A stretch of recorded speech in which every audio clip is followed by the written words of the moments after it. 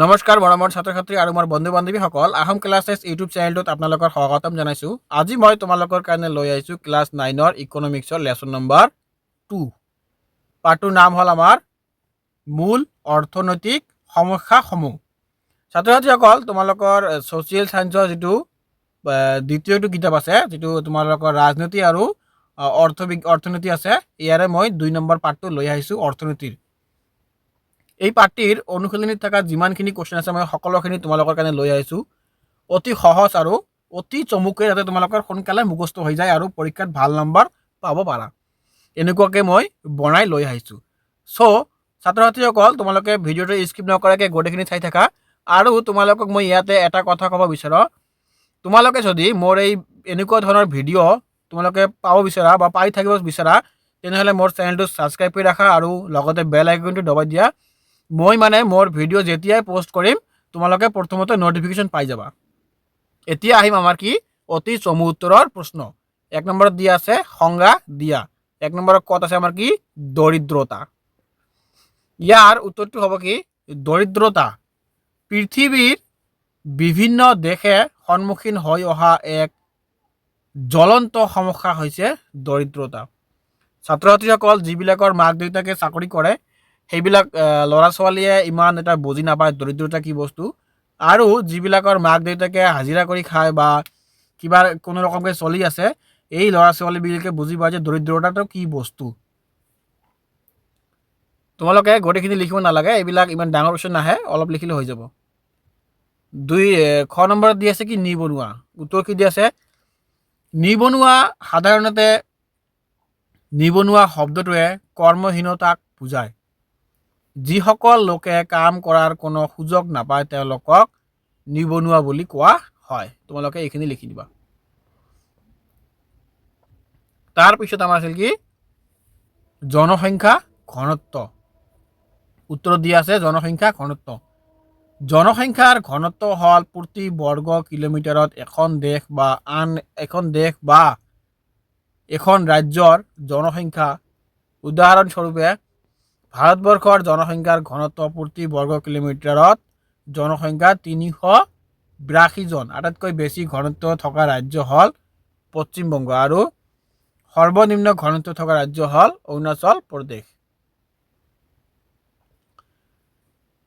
ঘ নম্বৰত দি আছে কি আমাৰ লিংগ অনুপাত। উত্তৰ কি দি আছে লিংগ অনুপাত। লিংগ অনুপাত হ'ল প্ৰতি 1000 পুৰুষৰ বিপৰীতে মহিলাৰ সংখ্যা। ভাৰতৰ লিংগৰ অনুপাত 940।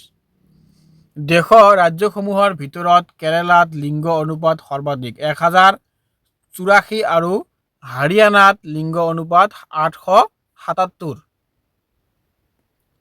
তাৰপিছত আছে আমাৰ 19 নম্বৰ চৰম দৰিদ্ৰতা। উত্তৰত দিয়া আছে চৰম দৰিদ্ৰতা। চৰম দৰিদ্ৰতা হ'ল যেতিয়া এজন ব্যক্তিৰ উপাৰ্জনেৰে তেওঁৰ পৰিয়ালৰ মৌলিক প্ৰয়োজনসমূহ যেনে খাদ্য, বস্তু, বাসস্থান, শিক্ষা আৰু স্বাস্থ্যৰ সুবিধাসমূহ পূৰণ কৰাত ব্যৰ্থ হয়। 6 নম্বৰত দিয়া আছে আপেক্ষিক দৰিদ্ৰতা। ইয়াৰ উত্তৰ কি হ'ব আপেক্ষিক দৰিদ্ৰতা। আপেক্ষিক দৰিদ্ৰতা হ'ল এজন ব্যক্তিয়ে উপাৰ্জন কৰিবলগীয়া পৰিমাণৰ অকল 50% হে উপাৰ্জন কৰে, যাৰ বাবে তেওঁ কিছু পইচা লাভ কৰে কিন্তু সেইখিনি পইচা তেওঁৰ কাৰণে পৰ্যাপ্ত নহয়, তেওঁৰ পৰিয়ালৰ সকলো পূৰণ নহয়। 6 নম্বৰত দি আছে কি বহনক্ষম উন্নয়ন। উত্তৰত দিয়া আছে বহনক্ষম উন্নয়ন অৰ্থনৈতিক উন্নয়ন আৰু বিকাশৰ বাবে যাতে পৰিৱেশৰ ওপৰত বিৰূপ প্ৰতিক্ৰিয়া নপৰে সেই উদ্দেশ্য আগত ৰাখি 1987 চনত ব্ৰুণ্ডলেণ্ড আয়োগে অবিৰত বা বহনক্ষম উন্নয়ন ধাৰণাটো দাঙি ধৰিছিল। তোমালোকে এইখিনি লিখি দিবা, 2 মাৰ্কছ পাই যাবা আৰু বেছিকৈ লিখিব নালাগে। এতিয়া আহিল আমাৰ বৰ্গীয় নম্বৰ সেউজ অৰ্থনীতি। উত্তৰত দিয়া আছে সেউজ অৰ্থনীতি যি অৰ্থনীতিৰ মূল লক্ষ্য হৈছে পৰিৱেশৰ প্ৰতি থকা ভাবুকি আৰু পৰিস্থিতি তন্ত্ৰৰ সমস্যাৰাজি দূৰ কৰি বহনক্ষম উন্নয়ন লাভ কৰা তেনে অৰ্থনীতিক সেউজ অৰ্থনীতি বোলে। তাৰপিছত আহিল আমাৰ দৰিদ্ৰতা। দৰিদ্ৰতা সীমাৰেখা কি? গাঁও অঞ্চল আৰু চহৰ অঞ্চলত দৰিদ্ৰতা সীমাৰেখা কি? ছাত্ৰ ছাত্ৰীসকল, এইটো তোমালোকৰ কাৰণে খুবেই ইম্পৰ্টেণ্ট কুৱেশ্যন। তোমালোকে ভালকে এই কুৱেশ্যনটো অলপ মুখস্থ কৰি ল'বা। দৰিদ্ৰতাৰ সীমাৰেখা হ'ল বিতৰণ ৰেখাৰ এনে এক নিম্নতম সীমা নিৰ্ধাৰণ কৰি দিয়ে যি এখন দেশৰ জনসাধাৰণক দৰিদ্ৰ আৰু অদৰিদ্ৰ এই দুটা ভাগত ভাগ কৰে। তাৰপিছত তোমালোকে চোৱা, গাঁও অঞ্চলত দৰিদ্ৰতা সীমাৰেখা। গাঁও অঞ্চলত দৈনিক জনমূৰি ন্যূনতম 2400 কেলৰি খাদ্য আহৰণ কৰিব নোৱাৰিলে এজন ব্যক্তিক দৰিদ্ৰ বুলি কোৱা হয়। আৰু চহৰ অঞ্চলত দৰিদ্ৰ সীমাৰেখা। চহৰ অঞ্চলত দৈনিক জনমূৰি আয় 2100 কেলৰি খাদ্য আহৰণ কৰিব নোৱাৰিলে এজন ব্যক্তিক দৰিদ্ৰ বুলি কোৱা হয়।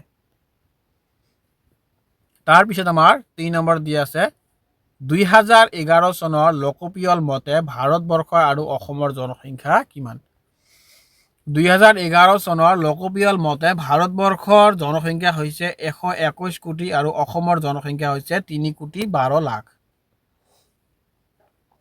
তাৰপিছত বিশ্বৰ মাটিকালিৰ কিমান শতাংশ ভাৰত আছে? ইয়াৰ উত্তৰটো হ'ব বিশ্বৰ মাটিকালিত 2.4 শতাংশ ভাৰত আছে। ছাত্ৰ ছাত্ৰীসকল, তোমালোকে এইটো কুৱেশ্যন বুজি পাইছাই নাই? মানে ইয়াত কৈছে কি বিশ্বত যিমানখিনি মানে লেণ্ড আছে, মানে মাটি আছে, ইয়াৰ ভিতৰত মানে ভাৰতে কিমানখিনি আছে? ভাৰত আছে ইয়াৰ ভিতৰত 2.4 শতাংশ। তাৰপিছত আমাৰ কুৱেশ্যন নম্বৰ 5, ভাৰতৰ সৰ্বাধিক লিংগ অনুপাত থকা ৰাজ্য কোনখন আৰু কিমান? এটা আমি আগতে পাই আহিছোঁ। ভাৰতৰ সৰ্বাধিক লিংগ অনুপাত থকা ৰাজ্যখন হ'ল কেৰেলা, 1084। অসমৰ জনসংখ্যাৰ ঘনত্ব কিমান? উত্তৰত দিয়া আছে অসমৰ জনসংখ্যাৰ ঘনত্ব হ'ল 397 জন বৰ্গ কিলোমিটাৰত। 7 নম্বৰত দি আছে ছদ্মবেশী নিবনুৱা কাক বোলে? উত্তৰত দি আছে ছদ্মবেশী বা প্ৰচ্ছন্ন নিবনুৱাসকল দেখাত বনোৱা হয়, কিন্তু তেওঁলোকৰ মুঠ উৎপাদন অলপ ভূমিকা নাথাকে। উদাহৰণস্বৰূপে এটা কাম যদি 2জন মানুহে কৰিব পাৰে, তাত যদি 5জন লোকক নিযুক্ত কৰা হয়, তেন্তে উপৰঞ্চি 3জন লোকক ছদ্মবেশী নিবনুৱা বুলি কোৱা হয়। তাৰপিছত আহিল আমাৰ কি কুৱেশ্যন নম্বৰ 8, মুদ্ৰাস্ফীতি কি? এইটো তোমালোকৰ খুবেই ইম্পৰ্টেণ্ট কুৱেশ্যন। মুদ্ৰাস্ফীতিটো ভালকে চাই ল'বা। উত্তৰত দিয়া আছে সাধাৰণতে সামগ্ৰীৰ দাম বৃদ্ধি হোৱা অৱস্থাক মুদ্ৰাস্ফীতি বোলা হয়, কিন্তু অৰ্থনীতিত মুদ্ৰাস্ফীতি বুলি ক'লে একে লেঠাৰিয়ে সাধাৰণ মূল্যবস্তু বৃদ্ধি পোৱা অৱস্থাক বুজোৱা হয়। মুদ্ৰাস্ফীতি হ'লে বস্তুৰ মূল্য বৃদ্ধি পায়, কিন্তু মুদ্ৰাৰ মূল্য কমি যায়। তাৰপিছত কুৱেশ্যন নম্বৰ 9, মুদ্ৰাস্ফীতিৰ কাৰণবোৰ কি কি? ইয়াৰ উত্তৰটো হ'ব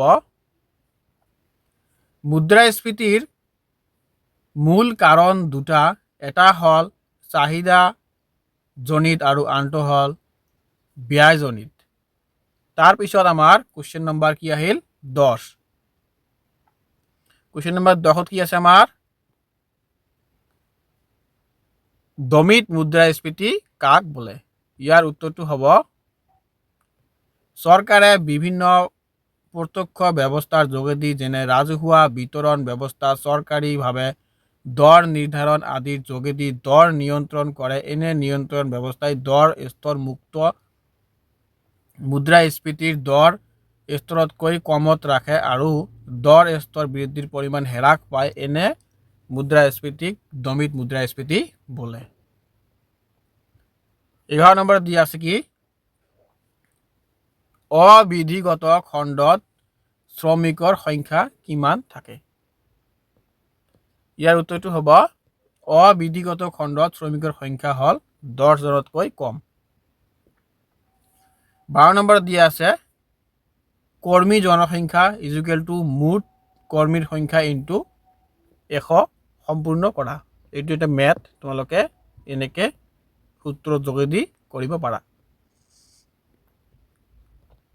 13 নম্বৰত দিয়া আছে বহনক্ষম উন্নয়নৰ সংজ্ঞাটো কোনখন আয়োগে কেতিয়া আগবঢ়াইছিল?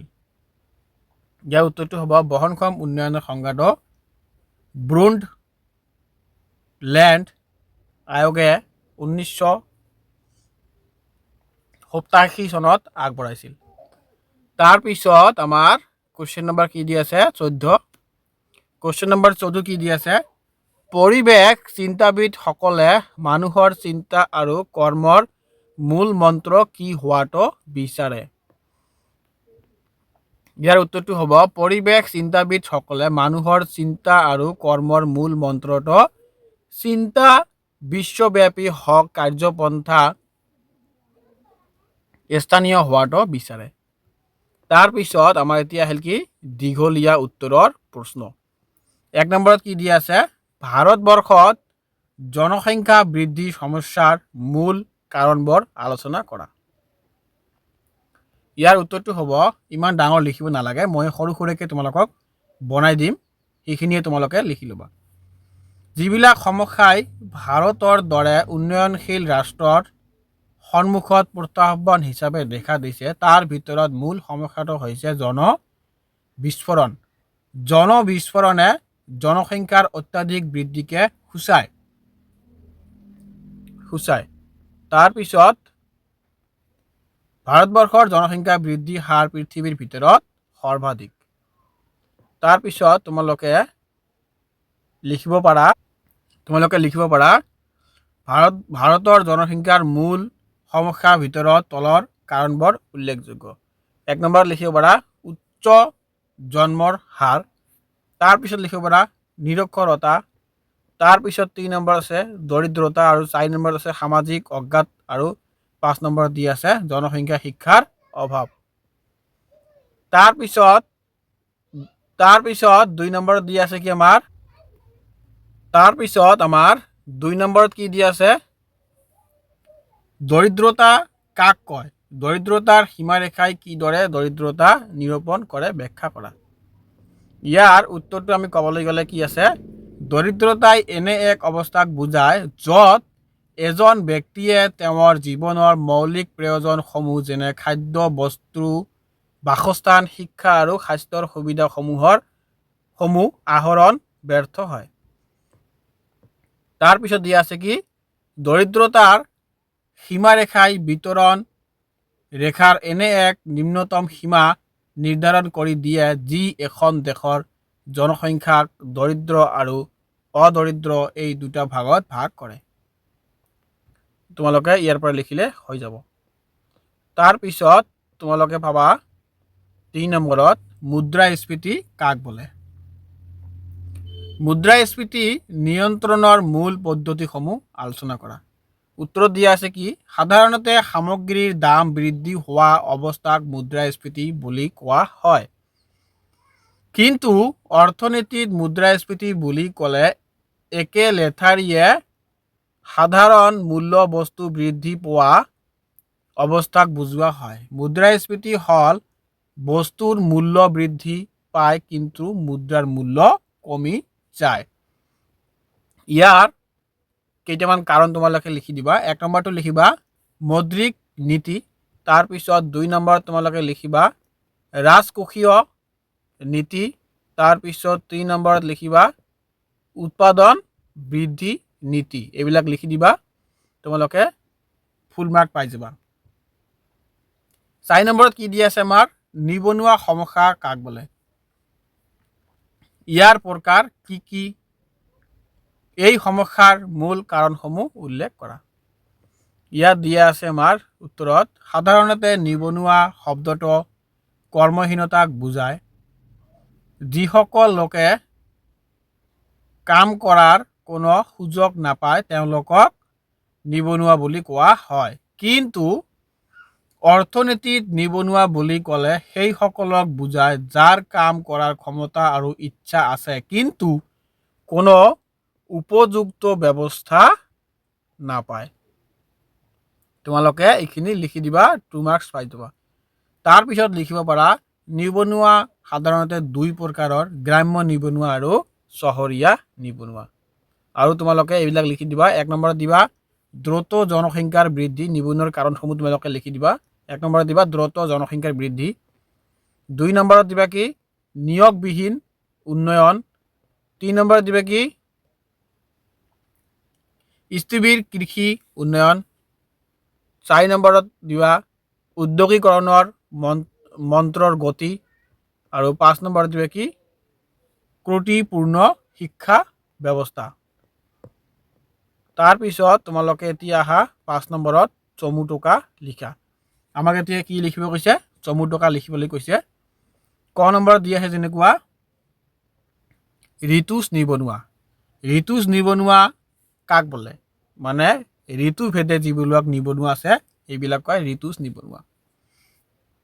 ঋতুজ নিবনুৱাসকল বছৰৰ এটা সময়ৰ বাবেহে নিবনুৱা, বাকী সময়ত তেওঁলোক বনোৱা হয়। উদাহৰণস্বৰূপে কৃষি কাৰ্যত জড়িত লোকসকল ঋতুজ নিবনুৱা।